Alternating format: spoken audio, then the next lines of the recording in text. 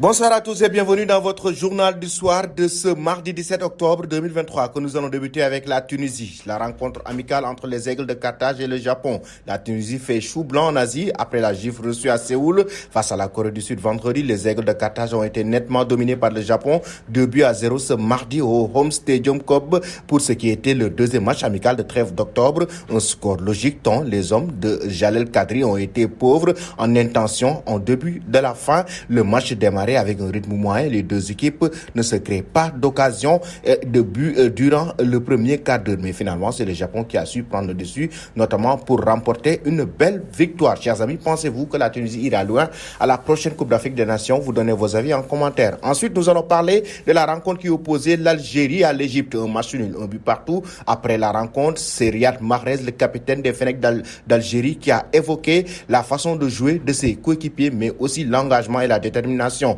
Je suis déçu, on a joué comme il fallait, heureusement que ce n'était qu'un match de préparation. Inch'Allah, on peut encore progresser. Je ne sais pas ce qui n'a pas marché. On était bien jusqu'au carton rouge et peut-être qu'on est un peu relâché inconsciemment. Ce n'est pas un match qui doit nous échapper. On n'a pas su trouver les solutions. Je ne sais pas. On n'a pas été bon. Voilà, moi, le premier à d'abord déplorer donc le capitaine de cette équipe de Djamel Belmadi. On va essayer de rebondir. La seule chose positive qu'on va retenir, c'est ce qu'on a perdu. Chers amis, pensez-vous que l'Algérie va aller loin ou bien remporter même la prochaine Coupe d'Afrique des Nations? Ensuite, Rigobert Song qui répond à ses détracteurs.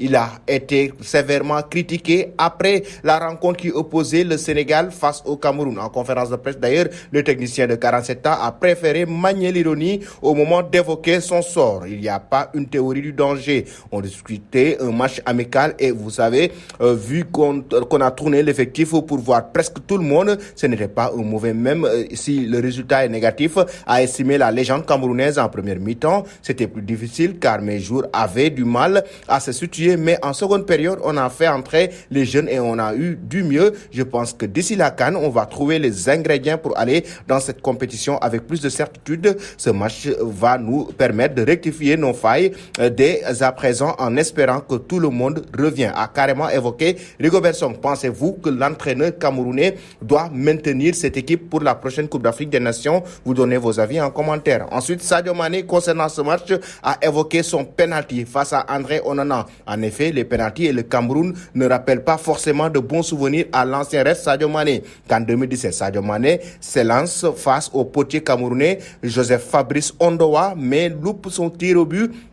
En quart de finale, conséquence, les Lions sont éliminés du plus prestigieux des tournois africains et n'accéderont pas aux demi-finales, mais ce moment douloureux pour le joueur comme pour les supporters sénégalais. Sadio Mané avait raté donc ce penalty. À la question de savoir s'il y avait tout de même pensé à se lancer devant André Onana à la 35e minute, Mané s'est montré catégorique. Non, on n'oublie pas, mais on essaye de tirer des leçons. C'est ce que j'ai fait, du coup, je n'ai pas tremblé, a évoqué Sadio Mané. Chers amis, que pensez-vous de cette équipe du Sénégal? Pensez-vous que les Lions de la Teranga vont remporter la CAN? Vous donnez vos avis en commentaire. Nous allons terminer maintenant notre journal du soir avec le nom du Ballon d'Or qui aurait fuité après la 66e édition remportée par Karim Benzema l'année dernière. France Football organise le 30 octobre prochain la 67e édition du prestigieux titre individuel Ballon d'Or. En effet, 3 noms sont dans une rude concurrence pour succéder à l'attaquant français d'Al-Ittihad. Il s'agit notamment de Kylian Mbappé, Erling Haaland et Lionel Messi, auteur de 56 buts inscrits et 9 passes décisives la saison écoulée,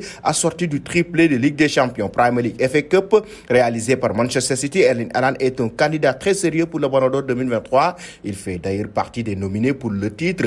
Kylian Mbappé, auteur de 55 buts, 14 passes décisives, l'exercice dernier est lui aussi un candidat potentiel au titre final. De son côté, Lionel Messi, 36 ans, vainqueur de la dernière Coupe du Monde Qatar 2022 avec l'Argentine, est lui aussi un candidat très sérieux pour remporter le Ballon d'Or. Selon les informations du média espagnol Sport, le nom du vainqueur du Ballon d'Or est bien sûr dans ces 3 noms surmentionnés et il s'agit de Lionel Andrés Messi, de l'attaquant de l'Inter Miami qui a renversé Kylian Mbappé malgré son triplé et la France lors de la finale de la Coupe du Monde Qatar 2022 avec ses 28 buts et 26 passes décisives, et avec la Coupe du Monde 2022, l'Argentin est le grand vainqueur du trophée selon le quotidien Sport. Êtes-vous d'accord, chers amis, avec cela? Messi mérite-t-il de gagner le Ballon d'Or, ou c'est Erling Haaland, le joueur de Manchester City, qui mérite mieux de remporter le Ballon d'Or, ou pensez-vous que c'est Kylian Mbappé? Vous donnez vos avis en commentaire. Merci et très belle soirée.